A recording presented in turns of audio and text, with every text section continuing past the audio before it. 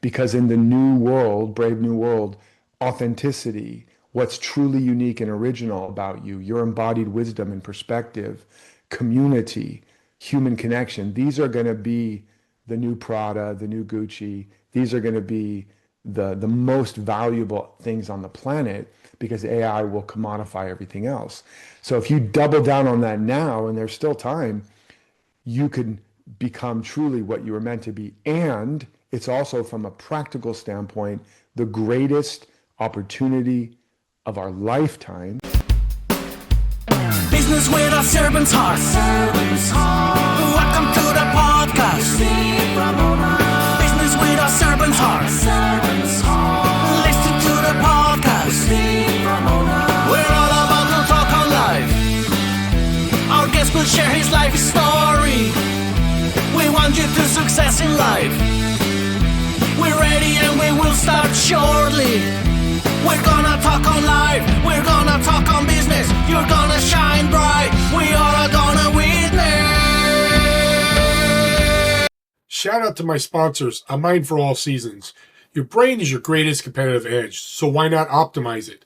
Just text OPTIMIZE to 72000, 72000 for instant access to 6 quick videos that help you think faster, remember more, and stay focused longer. A big thanks to Epic App, the 4-step storytelling system I use every day to connect and to convert.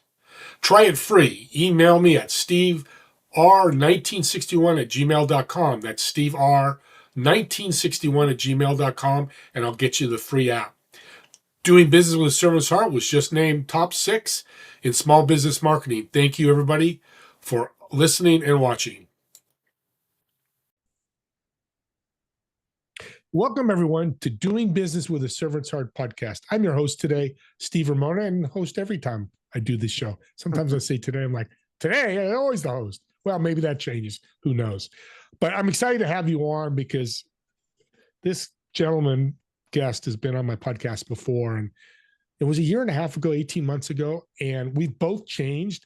And I'm going to tell him this now. It's just talking before the show, how much we've both changed for the better, internally and externally. And he's going to teach you how you can take on the world and be happy. How about that?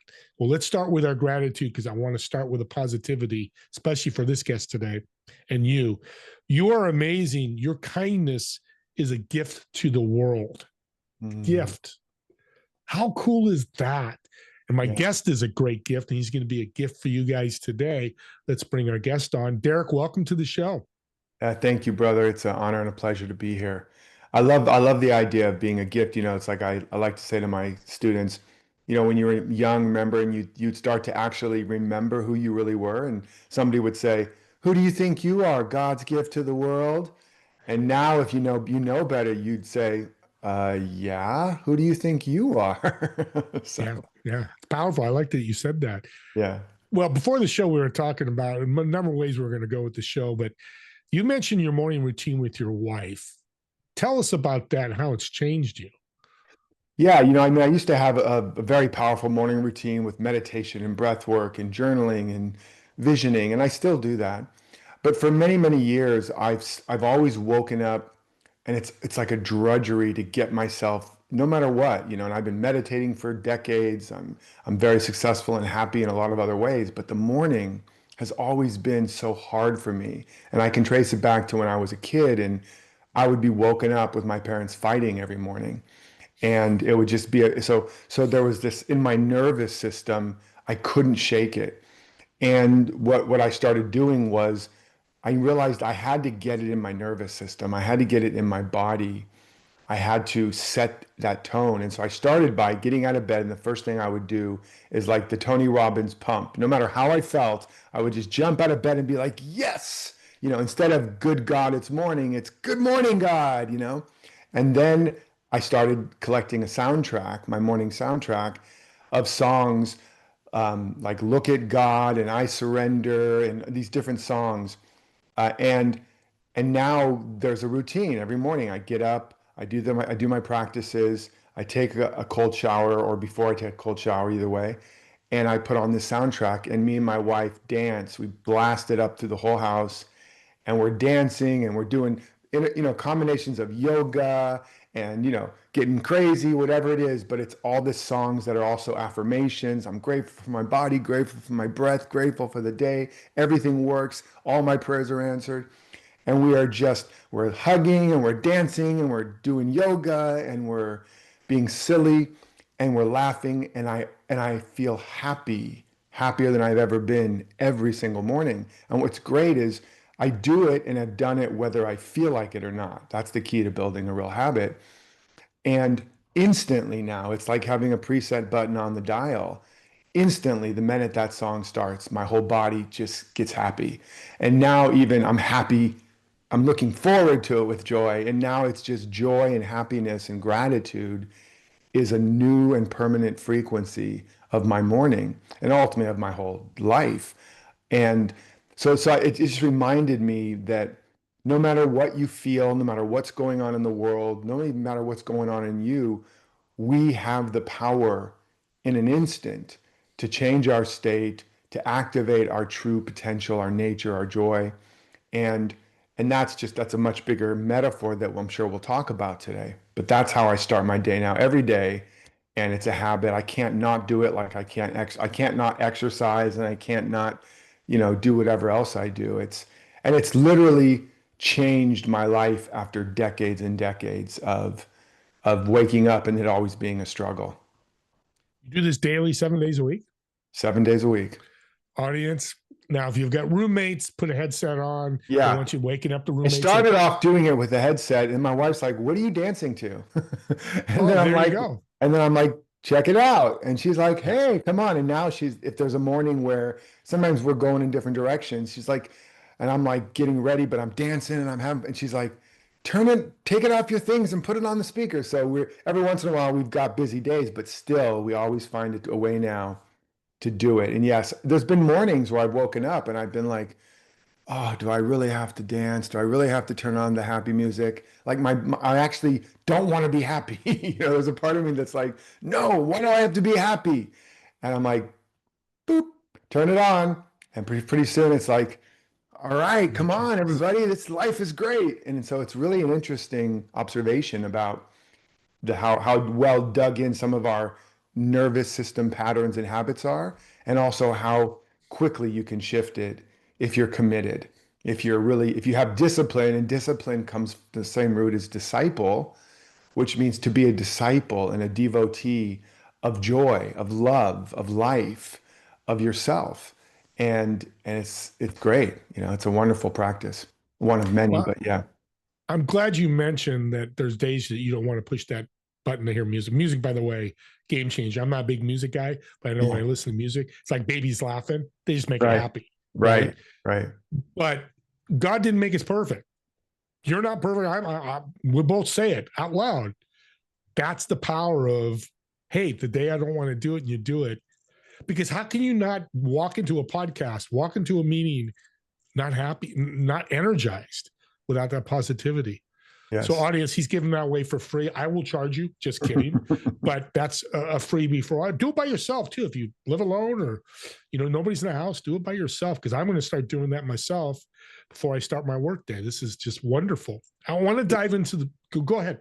I was going to say just in general, and this is something that I think you asked before, one of my superpowers. This is definitely one of them too, which is, for whatever reason, by grace, through pain and suffering, probably, I've learned that we have been hypnotized and conditioned to mostly or often follow either just our thoughts, like whatever the current thought is telling us, or our feelings, what we're feeling. And that's called emotional reasoning. And it's literally considered a cognitive problem. And I've discovered that what works the best is to determine, what do I really, really want? Who do I want to be? Who do I want to be? Not what do I think I can or should or have to or can't. And what do I really want to express? What's the vision, a worthy vision for my life, for me? And how do I want to feel, et cetera, et cetera. And then once that vision is established and my best guess lights me up, then I design a life and ultimately practices that are also my best guess that will get me there. And then when I wake up in the morning or I'm going through my day, I don't check in with my old patterns of thinking and feeling. I check in with where am I committed to going? Who am I committed to being? And so I'm committed to being in joy. I'm committed to being grateful. I'm committed to being an instrument of God, of love. So the discipline, the discipleship, the devotion is not I'll meditate and pray when I feel like it. If you understand that. Well, the same thing is true. I'm not going to dance and be happy if I feel like it. I'm going to do it as a devotion, or I'm not going to sit down to work on that book that I want to write if I feel like it. That has nothing to do with it. That doesn't mean I don't take care of myself. I don't honor my feelings. I don't feel them and love them. But the discipleship or the discipline or the devotion to the life I really want and the difference I want to make and the person I want to be, that's what gets to win every day. But that takes practice and intentional design. We have to live on purpose, not on accident. And I found that to be the biggest game changer is once you set that North Star, it can evolve, but then your day-to-day practice and activity is in service of that, not only whether you feel like it or not, but especially if you don't. And what happens is the joy you were waiting for, the inspiration you were waiting for, the opportunities you're waiting for, they start to unfold and emerge because they were always within you, but you were being held back by the thoughts and the feelings and a belief when this changes, then I will. But instead, if you just choose to be the change you want to see, no matter what, you will. And so that's a very powerful principle that I've learned. Yeah, it's amazing because what I think of is New Year's resolutions. I'm going to lose Right. weight. I mean, that's a Right. perfect example of, Yes. and it's little things. We talked about cold showers Yes. and how you do it and how you taught me that's why I love podcasting. A year and a half ago, you mentioned it to me and I've been doing almost every day. I've missed a couple of days. And when you miss, you get back on the train and we're human. Totally. Totally. But Totally. it's a little thing like sitting in the shower, cold shower for 60 seconds. It's a Yes. game changer. Yes. Simple. 60 seconds that feels like a lifetime. Yeah, it does. Or the cold plunge that you Yes. lay Or the in as cold well. plunge. Yes. Let's jump into the book because you want us human again in this crazy, noisy world. Get back to being human. Talk about the book. Yeah. The book is A Whole New Human. And it's I don't know if you can see it there. It's the 10 ways we must evolve to survive and thrive in the AI age, in this age of disruption. And it wasn't a book I ever planned on writing, but I don't know how many years ago it was now. It was before ChatGPT came out, before anybody was talking about AI. And I was meditating, and this vision came through, and the voice said, "Build an ark, the flood is coming." And it showed me this vision of massive disruption.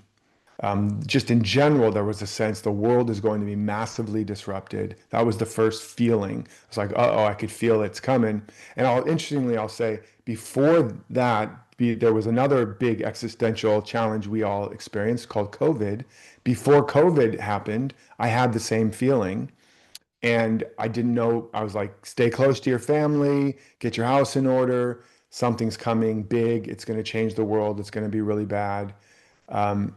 And I've never had that before. I've never been the prophet kind of guy, prophesizing, and so it felt weird, but it was undeniable. And people thought I was really weird and strange. And so I kind of kept it to myself. And then COVID happened. And then I watched a lot of people struggle, obviously, and suffer, and the world has never fully recovered still. And this is going to make that look like a sneeze in the wind by comparison, this shift. And so it hit me with the same energy. And I decided this time I'm not going to keep quiet about it. And it showed me the disruption, AI, the loss of jobs, but much more than just the loss of jobs, but the loss of identity, a mass identity crisis, and the convergence of so many different things, with conflict and all these things. I could see and feel so much of it coming. But I said, why? What are you talking about? Build the ark. And I didn't think I wasn't a prophet. I did not run out to Home Depot and get a bunch of lumber, and I couldn't put two 2x4s together and to save my life. Probably I should learn, but um, but it showed me that the ark, it's a metaphor, obviously, and it's that what's going to be at great risk is so much of our humanity that as we've evolved technologically, which is great, enlightenment and all the rational and ability to engineer a bridge and communicate like we are right now, it showed me that all technological advances are an outpicturing or a projection of internal capacities. And this capacity to commune and connect and to be literally omnipresent all over the world right now is a quality of God or of consciousness. And so it showed me that all of these technologies was man's attempt to build what's inside of them on the outside, to build that reality. And that's good, except with each one, we give a little bit away of ourselves. With the calculator, we lost certain cognitive memories and capacities. With GPS. We've lost a lot of cognitive mapping and different things like that. I dare you to try driving around the city for the next month without your GPS. We'll send out a search party, don't worry. With the iPhone or the smartphone, we lost memory capacities and things like that. Can you remember the 10 closest people to you, their phone numbers, or their addresses, and on and on. But with AI, it's already happening. We are going to risk outsourcing the very thing that makes us human, our intelligence, the thing that brought us down from the trees on the savannah and up into the stars, the creativity and intelligence and communication, all these things. And and that we could so outsource it that in a generation or less, just like we've lost all these other abilities, even young kids now can't read or write handwriting. They can't even read it. They've lost the ability to even understand it. And you might say, oh, that's so antiquated, but it's all connected. Cognitive structure is built through writing, through communication. Kids are now having companions with AIs without conflict. In a generation with not enough conflict in your relationships, you don't build the cognitive structures you need. So all this is happening. So I saw all this and I'm like, wow, we got to do something about that. And so it said, and I said, but I'm not a technologist anymore. I was when I was a kid. I was a computer geek. I could build and take apart computers and all that. I saw war games and I thought, that's awesome. I'm going to go home and hack into the government. Somehow my teenage self thought that starting global thermonuclear war was a cool thing to do on a Sunday. But um, but I realized that, this same challenge of man always trying to build, unleash the power, the sorcerer's stone, the sorcerer's apprentice, the golem, the Frankenstein, the Tower of Babel, but we never have the wisdom to manage it. And that we were on the verge of the greatest experiment in that Faustian bargain. So I said, I don't know what I can offer. And what was very clear is I've spent the last 20 years developing and mastering inner technologies and helping people rediscover and reclaim their inner technologies. In fact, helping people to realize we are the real super intelligence we're looking for. We are the killer app we're waiting for. And it's not anti-tech. I'm not a Luddite. But we must remember we're the original AI, ancient intelligence, ancestral intelligence, authentic intelligence, maybe even angelic intelligence. And even our mind and our brain is like a large language model. It's been modeling the world for millennia. But outside our brain, there's no things out here. We already know this in neuroscience. There's no color, there's no sound, there's no dimension, there's no depth.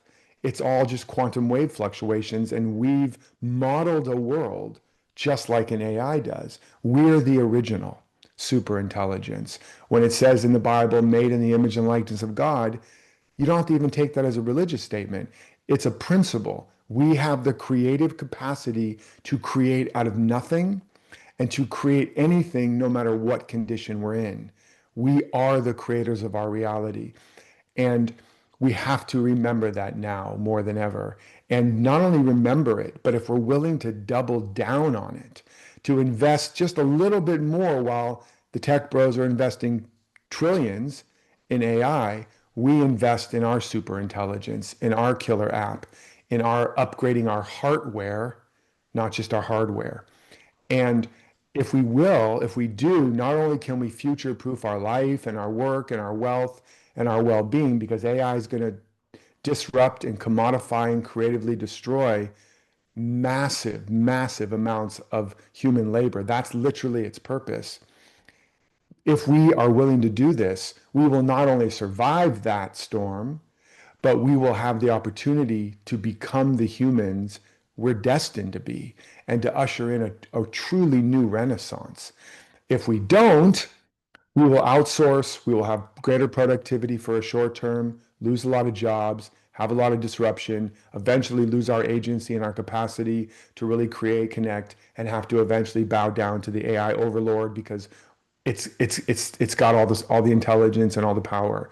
And that's not going to be an age of abundance. It's going to be a dystopia. But we have the choice right now to become the people, the humans that we are truly meant to be. And then we can use technology to scale wisdom, not rage and clickbait. We can use AI to scale love. We can use AI to scale our authenticity because in the new world, brave new world, authenticity, what's truly unique and original about you, your embodied wisdom and perspective, community, human connection, these are going to be the new Prada, the new Gucci. These are going to be the most valuable things on the planet because AI will commodify everything else. So if you double down on that now, and there's still time, you can become truly what you were meant to be. And it's also, from a practical standpoint, the greatest opportunity of our lifetime because hundreds of millions of people are going to be scrambling, looking for meaning, looking for purpose, looking for a job, trying to figure out what's going on.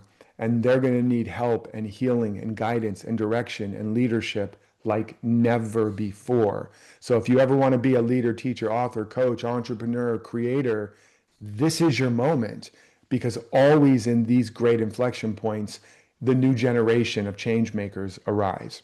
So it's the greatest dangerous existential moment of our life. It's the greatest opportunity to finally become the humans we were meant to be. It's the greatest opportunity to scale wisdom and love, and it's the greatest opportunity to succeed at your life's work than ever before, all at the same time. So as the Chinese curse says, although it's also a blessing, may you be born in interesting times. Well, you won the lottery, folks. Amen. And it's the hope you give is huge. And what I'm hearing from you is be human around AI.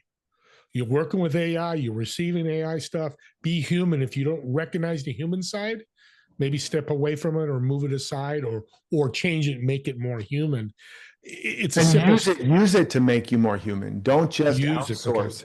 Ask Yeah. what you want to use it. If you want to write and create things, don't just say, here, do this. Because that's short-term relief and productivity. Oh, I just click a button and I get an article or even a book now or a song or a movie or a business, an entire business. It's anybody with Wi-Fi and a dream is now your competitor.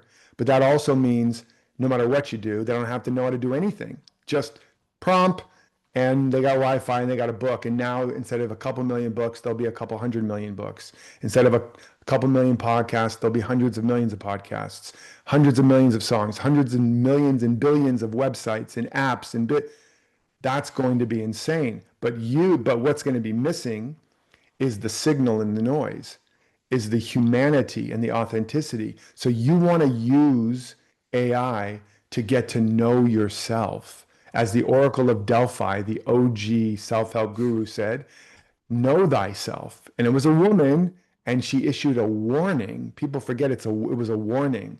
You better know thyself. You better know yourself, because if you don't know you, something's going to know you better than you. And if that happens, guess who's zooming who? And so you have to know yourself. AI can help you do that and do it fast. It can help you discover what's unique about you, what your real purpose is. And that's what I go through in the book in these 10 evolutions.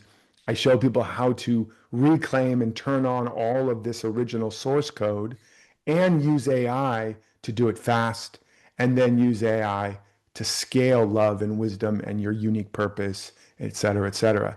So it's a beautiful partnership if we use it in the right order. Humanity first, technology is the lever, not the source. Beautiful. This is such a wonderful book. And you're right, much needed. I mean, but knowing yourself is today, 10 years ago, 100 years ago, 1,000 years ago. You Yes. know, when Jesus walked around, they had to know who they were. The Yes. Israelites, I mean, I can go on and on. And that's Yes. crazy, is what you're saying is nothing new, but it's getting washed by the noise. Exactly. And you said it so well. And we're coming to the end here. I've been wanting to ask you this question for a couple of days, and it's a great question. What do you think humanity is going to look like in the next 2 to 3 years? Yeah, I mean, it's a big question. I mean, obviously, nobody entirely knows because we are Yeah. literally in the middle of what's called the singularity. We're in it now. And the singularity means it's like the horizon line of where you can't, like of a black hole, you can't imagine or know what's on the other side. Not even light is there. But we can't really know exactly because it's moving so exponentially. But one thing I think is pretty reasonable to expect is massive job loss because they're already estimating 50% of white collar work gone in the next 18 months to 24 months, maybe sooner. 300 million jobs. I think it was the world. I can't remember or MIT, where that came from. Um, and yes, we will eventually get through it, and there will be new ways and opportunities to live and make meaning and all that. But the next few years are going to be, again, this is not just my opinion, it's the opinion of many top experts, incredibly disruptive. And we're also in what's called the fourth turning, which is from a historical perspective, we're in the fourth quarter of basically like 100-year process. And at the end of every one, it ends in tremendous crisis, breakdown, often war. Hello, Yeah. multiple war, and but then it leads to the breakthrough into the beginning of a new cycle of new opportunity, of new growth, of abundance, et cetera, et cetera. So, but it's turbulent getting through that. And the key again is what you are. I like to say in my work, I teach a thing called awaken wealth. The way to evolve and adapt properly is not what most people understand. They think adapting means shrink to fit the situation. Oh, I don't have a lot of money, so let me not spend or invest anything. I don't have feel like I have time, so I'm gonna wait till I have time to do the thing I want. Or you're not being nice to me, so I'm gonna give you as good as you get. I'm gonna give as good as I get. That's the wrong way to adapt. That's a way that causes you to become less on the other side of that contraction. But the real way of adapting is to expand in the face of seeming contraction, whether it's a recession, a depression, a crisis, a problem. This is what Jesus meant when he said, turn the other cheek, give love for hate, love your enemies. He was teaching no matter what it is, be more. Like I wake up in the morning, I don't want to, but I don't contract to meet that. I expand. I'm going to be more love, more joy. I'm going to expand. So if we're willing to become more ourselves as we're moving through the contraction of job loss and conflict and polarization and all the things, if we're willing to dig our roots deeper through the winter, then when the spring comes, deep roots bring about even taller shoots and even richer fruits. So we have to dig deep. We have to commit more fully to discover who I am, what I'm made of and made for, and ask the question, how can I be more me, more loving, more creative, more productive, live my greater purpose, no matter what. And on the other side of whatever we go through, you will be more, not less. That's the key to evolution.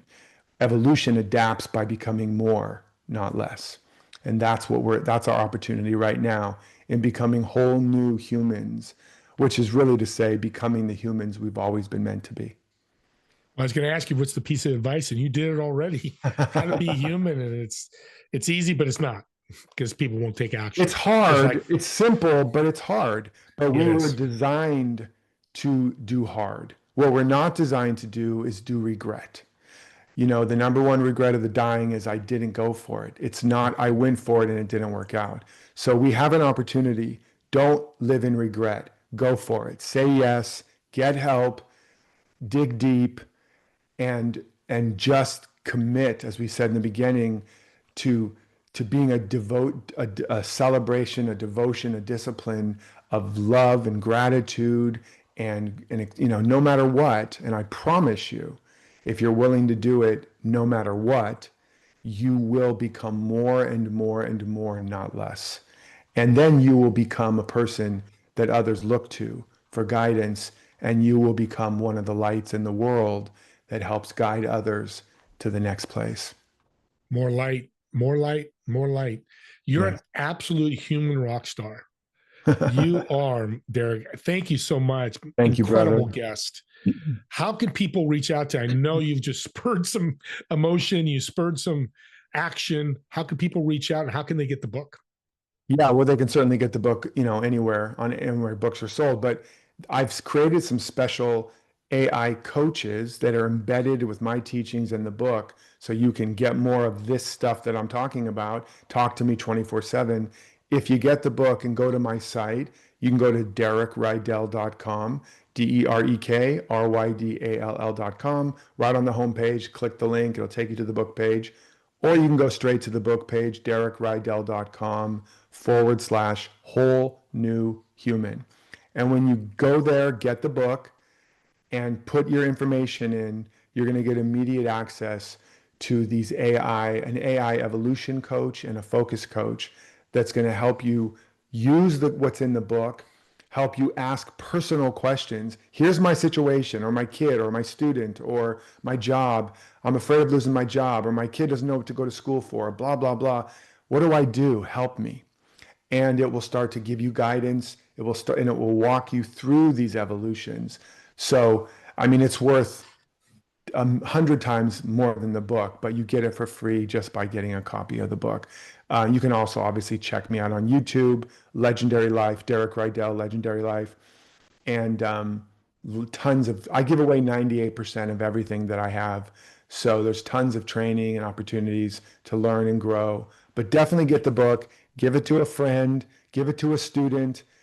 Help. A lot of people are already looking for answers, but they're going to be looking really hard. And this is a manual to thrive through this brave new world. Your true servant's heart, giving your stuff away for free. I mantra and speak that loud from the pedestal. Give your stuff. You're the same. Everything. Yeah, give that away, because it comes back in abundance in so many great ways. And I'm going to add to this, Derek. Audience, the first 5 people that reach out to me or Derek, you have my contact info, go to his website, filter, and mention this podcast, my name or the name of the podcast. I'm going to send you Derek's book. Wow. And guess what? You get the free AI tools. So first 5 people, I won't make everybody, because I want people to work at it. Yes. People reach out to me and say, you doing this with the books, and you pick people. I want that first 4 people to take action, because we don't take action in this world. That's right. This is what this is all about. It's just, I'm going to lay back and let AI do everything. No. Yeah. Faith without works is dead. Dreams don't come true. They already are, but you have to be true to them. What a way to end the show.